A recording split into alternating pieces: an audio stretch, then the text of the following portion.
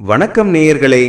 சின்னத்திரை நட்சத்திரங்களை மையமாக கொண்டு நடத்தப்படும் ரியாலிட்டி ஷோக்களுக்கு எப்போதுமே தனி ரசிகர்கள் பட்டாளம் இருக்கும்.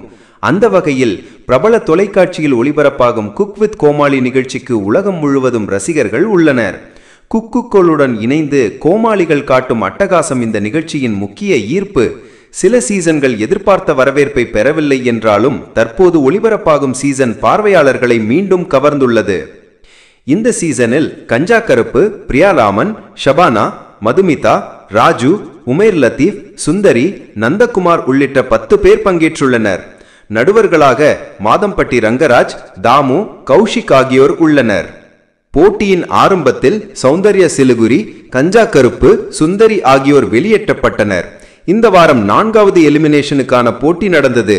குக் வித் கோமாளி வரலாற்றில் முதன்முறையாக சமையலறை மூடப்பட்டு அதற்கு பதிலாக சீக்ரெட் பாக்ஸ் வழங்கப்பட்டது.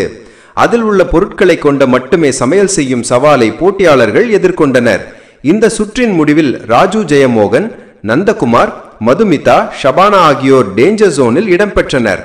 கடந்த வார மதிப்பெண்களையும் இணைத்து மதிப்பீடு செய்தபோது இறுதியாக மதுமிதா வெளியேற்றப்பட்டார்.